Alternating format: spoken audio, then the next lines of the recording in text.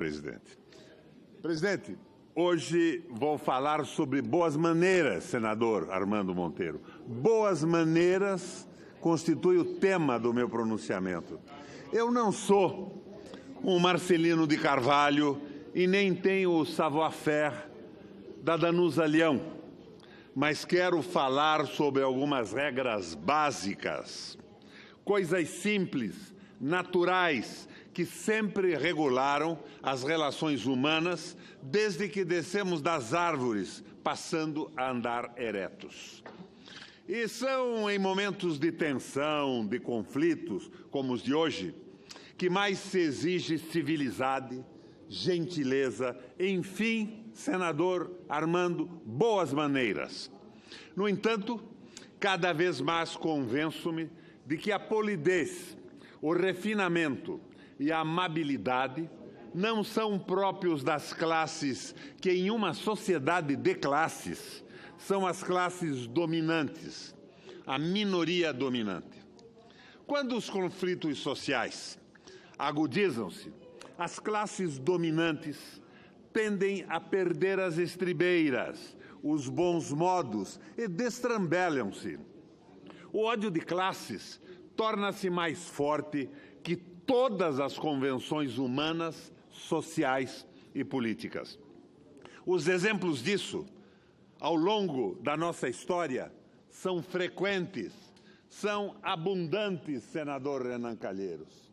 Lembro-me dos comentários grosseiros no O Globo, nas décadas de 50 e 60, envolvendo Getúlio, Juscelino, Jango e seus familiares. Dona Maria Teresa, por exemplo. Fico imaginando o sucesso retumbante daquelas canalices se houvesse internet naqueles tempos. Mas hoje é diferente. Não, pelo contrário, com a liberdade concedida pela rede mundial de computadores a toda sorte de idiotas, as boas maneiras, a lhaneza, a generosidade e o respeito no relacionamento humano tornaram-se coisas do alvorecer da civilização. Tempos das cavernas, quando a nossa dependência do outro significava sobreviver ou perecer. A prisão de Luiz Inácio da Silva dá a medida do que falo. Na verdade, isso vem de antes, bem antes, pois essas manifestações boçais contra o ex-presidente remontam-se à sua eleição em 2002. Ainda mais que ele substituiu no Planalto o príncipe dos sociólogos, o aparatoso Fernando Henrique Cardoso, que, para orgulho de todo bocó, de todo colonizado, sabia até falar inglês. Ou, senador Renan, pelo menos dizia que sabia. Na verdade, poucos como ele expressaram tão fortemente o preconceito das classes dominantes e dos abestados da classe média em relação a Lula e a Marisa. Sempre que houvesse ocasião, o sociólogo referia-se ao fato de Lula não ter diploma universitário, não falar inglês, falar errado, não ter abotoaduras de ouro ou rendas nos punhos para se relacionar com chefes de Estado de outros países. E quando Lula triunfou nas relações externas, o príncipe, morto de ciúmes, elevou o tom do despeito. E a nossa gloriosa mídia comercial repastava-se, deleitava-se com as bondades, ou melhor, as boutades do sociólogo. O teórico da dependência queria que o retirante nordestino, o operário metalúrgico, também se submetesse aos dominantes, como ele pretendia que fosse o destino do nosso Brasil. E disso nada mais é tão simbólico do que aquela famosa foto em que Bill Clinton posta-se atrás de Fernando Henrique, segura-lhe os ombros, enquanto o presidente brasileiro derrete-se em sorrisos. O ex-presidente poderia ter jogado um papel importante para amortecer o ódio de classes, o preconceito, o despeito, tanto dos dominantes quanto da classe média em relação a Lula. Esse gesto moderador teria feito bem ao país. Disse que a vaidade é o pecado preferido do diabo, senador Maranhão. E Fernando Henrique submeteu-se à tentação. Não apenas ele, todo um círculo de acadêmicos, de uspianos, de intelectuais e jornalistas, supostos homens e mulheres de esquerda ou, eu abro aspas, democratas de centro-esquerda, emprestaram seus altos saberes para desclassificar o governo do metalúrgico. Poucas vezes vi tanto despeito, tanta dor de cotovelo, tanta irresponsabilidade. A satanização de Lula e do PT começou aí. E o que me impressiona é que o PSDB caiu pela segunda vez na tentação, na sequência da derrota de 14, quando, ressentido, amuado, decidiu destampar a caixa de Pandora com as consequências que todos conhecemos hoje. Agora, não adianta proclamar inocência ou se afirmar ingênuo.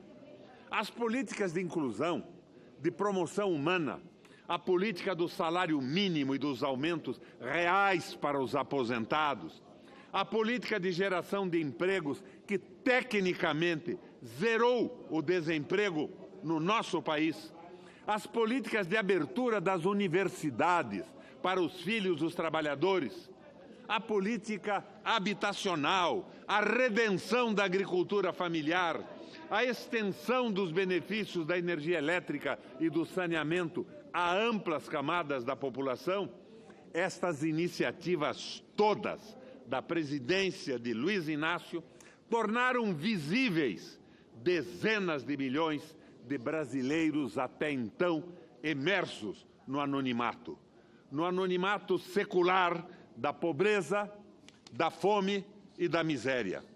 E a visibilidade desta gente nos aeroportos, nas universidades, nas lojas, nos restaurantes, nos cinemas, nos shoppings, no trânsito das cidades, provocou urticária em nossas classes dominantes e deixou-os enfatuados. A classe média enfatuada, incomodada, injuriada. Mas, talvez, a ocupação de assentos nos aviões pelos trabalhadores, pelos nordestinos, pelos mais pobres, tenha sido a gota d'água para a explosão da impaciência com Lula. A frase que mais se ouvia nos aeroportos de parte da classe média metida à besta, pernóstica, era: isto daqui está parecendo uma rodoviária. Coisas simples, como ter carro, casa, emprego, filhos nas universidades, andar de avião, frequentar shoppings, comer 3 vezes por dia, gozar as férias viajando, ou as praias ou ao exterior, passaram a ser encaradas como ofensa pessoal ao status das classes dominantes e à pequena burguesia completamente idiotizada. Essa tragédia existencial das classes médias, elas não existiam no começo da formação da sociedade de classes e não têm futuro garantido em uma sociedade sem classes. Presas no drama de nunca ascender e estar sempre próximas de descer, elas odeiam os pobres.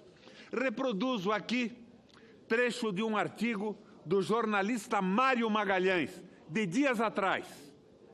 No sábado em que Lula perdeu a liberdade, uma mulher mostrou a amigas um vídeo em que o antigo torneiro mecânico consola 2 militantes que choram. A mulher estava numa padaria da Aldeota, bairro Barcana de Fortaleza. Uma amiga pilheirou: está chorando porque agora vai ter que trabalhar. Se referia ao Lula. Vai acabar essa história de Bolsa Família. A mesa tremeu com as gargalhadas jubilosas. Um ouvido absoluto talvez percebesse ao fundo a voz gutural do cidadão de bem, o justo veríssimo, dizendo: odeio o pobre. Nem mesmo dia 7 de abril, a imprensa deu cobertura a uma festança comemorativa à prisão de Lula, nesse mesmo dia 7 de abril. Promovida por notório cafetão paulista, senador Armando, dono de um famoso prostíbulo que parece não incomodar nem as senhoras de Santana, nem os santos governadores paulistas. Afinal, a moda dos prostíbulos de Berlim e de Roma, a época da ascensão dos nazistas e dos fascistas, esse puteiro paulistano também é um puteiro do bem, que apoia os bons costumes, combate a corrupção e o perigo comunista e defende a Lava Jato. E deu provas disso, entronizando, na falta de Führers e Dusses, enormes cartazes com os retratos dos dois ícones do Poder Judiciário. E, sem que surgisse qualquer reação, o gigolô que se orgulha de suas conexões com juízes, procuradores, policiais e políticos, chegou a prometer 1 mês de cerveja de graça em seu prostíbulo, caso Lula fosse assassinado na prisão. Isso não é estranho, pois sempre houve uma forte vinculação entre o submundo da prostituição, das drogas, do rufianismo com o nazifascismo. É aquela atuação inelutável, invencível entre os moralistas e os amorais. Como exigir, então, boas maneiras, finesse, urbanidade e polidez dessa gente? Em verdade, não há diferença entre a reação da madame lá no bairro da Aldeota e a chulice do dono do prostíbulo. Deus meu, até o baile da Ilha Fiscal degradou-se no Brasil. As coisas não são mais como eram. Agora que os trabalhadores, os assalariados, os mais pobres estão sendo arremessados de volta aos tormentos de onde foram resgatados, nada mais apropriado que criminalizar o homem que teve a ousadia de propiciar a um matuto dos cafundós do Nordeste o prazer de uma viagem aérea ou de botar um canudo na mão de uma filha de operários. O homem que deu aos pobres o luxo de 3 refeições diárias. Parece que a nossa burguesia, as classes que dominam a mídia, o sistema financeiro e o governo, e se aliam aos interesses globalistas e imperiais, parece que elas acreditam naquela conversa furada do fim da história, da derrota de qualquer sistema que se oponha ao capitalismo ou tente reformá-lo. Acreditam na cessação das contradições de classe. Acham, por exemplo, que chamar os empregados de colaboradores e os capitalistas de empreendedores fará com que desapareçam magicamente, miticamente, operário e patrão, trabalho e capital. São os artrópodes da fábula, o escorpião e o sapo. Vejam, nunca se vendeu tanta cerveja no Brasil como nos tempos de Lula e no primeiro mandato de Dilma. O pleno emprego, a política do salário mínimo, a correção das aposentadorias, os concursos públicos, tudo isso fez aumentar extraordinariamente o consumo em geral e o consumo de bebidas. Sem dúvida, o consumo de bebidas. No entanto, fiéis à sua natureza escorpiana, os maiores fabricantes de cerveja do país foram ativíssimos conspiradores contra Lula e contra Dilma. Financiaram os movimentos e as manifestações em favor do impeachment de Dilma. E hoje montam fundos para elegerem um presidente, deputados e senadores de sua confiança. Um momento, presidente, quero desligar meu insistente telefone. Da mesma forma, nunca se vendeu tanto tecido, tanta roupa de cama, mesa e banho, tantos enxovais como na presidência de Lula e nos anos iniciais do mandato de Dilma. Todavia, fabricantes de tecidos, especialmente um deles, conspiram o tempo todo contra Lula e contra Dilma. Esse fabricante de tecidos, que hoje é candidato à presidência, disse que no dia seguinte à queda de Dilma aconteceria o espetáculo do crescimento. Leite e mel jorrariam milagrosamente. Uma dona de uma loja famosa, de uma famosa rede de lojas, que leva o seu nome, cansou de bendizer os anos de Lula e de Dilma, porque nunca vendera tanto, testemunhava na mídia nacional e internacional. No entanto, assim que a presidente foi apeada, começou o calvário de Lula, ela não teve dúvidas em tripudiar sobre a desgraça dos dois. Temos ainda aquele famoso vendedor de remédios, talvez dono de uma das maiores redes de farmácia do Brasil, enriquecido porque o pobre finalmente teve acesso a remédios, não teve escrúpulos em financiar a extrema-direita na cruzada contra Lula e contra Dilma. As senhoras e os senhores hão de lembrar dele. Esteve aqui, no plenário, neste plenário, em um debate sobre a reforma trabalhista e tripudiou sobre os trabalhadores brasileiros. Os donos da meia dúzia de bancos que monopoliza o setor financeiro do país não ficaram atrás do cervejeiro, do tecelão, do vendedor de remédios, da dona do magazine, mesmo que nunca antes na história tivessem lucrado tanto quanto nos governos de Lula e de Dilma. Montaram também no sapo para atravessar o rio. É claro, o consumo de cerveja caiu, a venda de tecidos caiu, a venda de remédios caiu, a venda dos magazines caiu, a compra de carros, geladeiras, televisões, computadores, máquinas de lavar, via crediário, pagando aos bancos juros lunares, caiu. Mas Lula e Dilma também caíram. Afundá-los era mais importante que o crescimento do país. No meio do caminho, os escorpiões não resistiram ao chamado de suas naturezas e sacrificaram o sapo. Fizeram o mal pelo bem, disseram. O mal para o povo, o bem para os dominantes, porque mesmo perdendo, eles continuam ganhando. Agora, uma advertência, um aviso de utilidade pública. Os escorpiões amarelos são os mais terríveis, os mais venenosos, senador Armando Costa.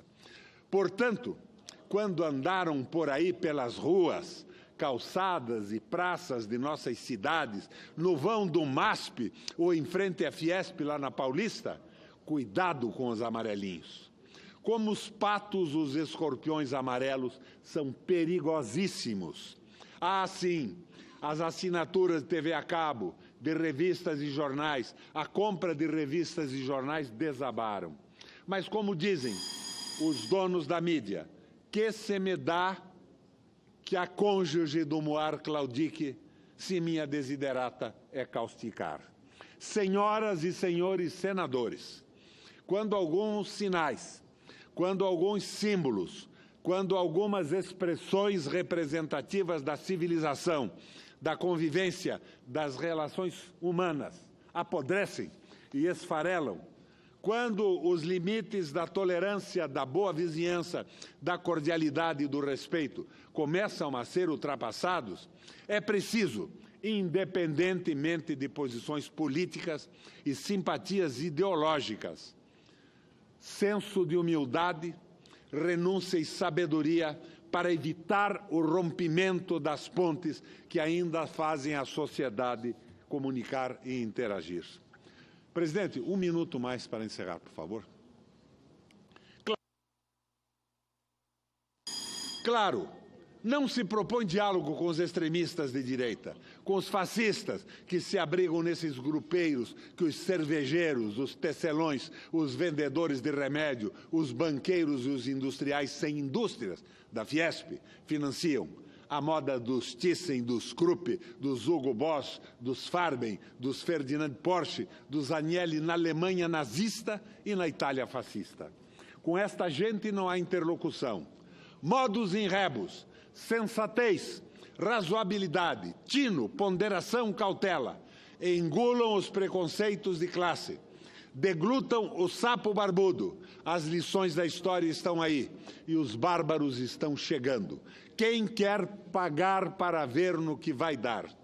Boas maneiras, senhoras e senhores senadores, telespectadores da TV Senado e ouvintes das nossas rádios. Boas maneiras.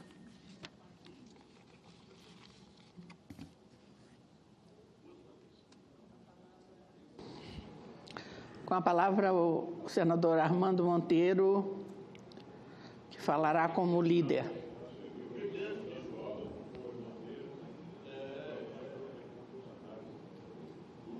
Quantos minutos?